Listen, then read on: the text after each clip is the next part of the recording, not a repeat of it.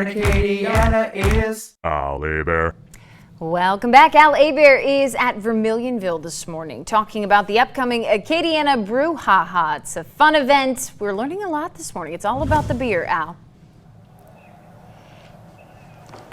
Hey, you know, Alex, this whole beer thing, we could do this. We could do this at the station. I'm with Mimi DelGizzi and, of course, Ellen Fusich, our friend from Vermilionville. Brew HaHa happening this weekend. Remind us of the times and all of that. It is 10 till 4, and of course, in addition to all of the wonderful brewing information you're going to get, we also have live music. And of course, we have beer food. I love beer food. Nachos, pretzels, hot dogs. Oh my God, that's great. I love that. I love that. Who's the music? Music is Ask for Ashley at 10 a.m.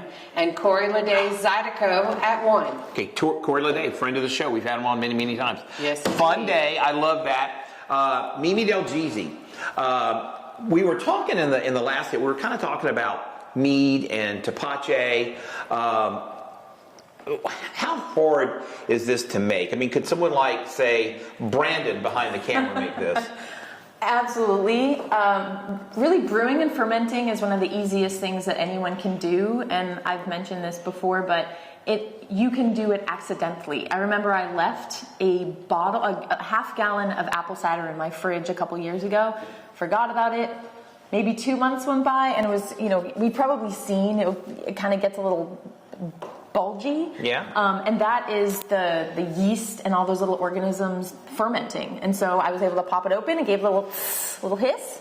I was brave and I sipped it. Whoa. I made sure there was no fuzzies, but I sipped it and I had made apple cider. And so, I mean, you can really ferment by accident. Typically, you don't want to ferment by accident, but it is a natural process of little yeast, little organisms eating sugar.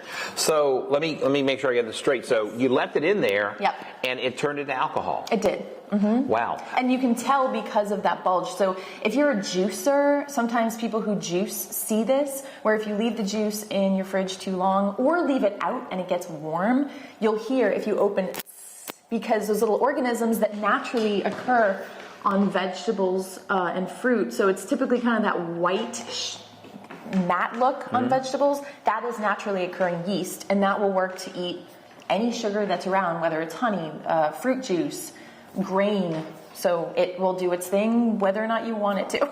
I love it. You know, Mimi DelGizzi will be here 1 o'clock on Saturday answering all these questions, making Telpache. We're going to go back to you. This is the most educational show in morning television. Alex, I believe that. You just learned something. All righty, Al, most certainly we did. Thank you very much.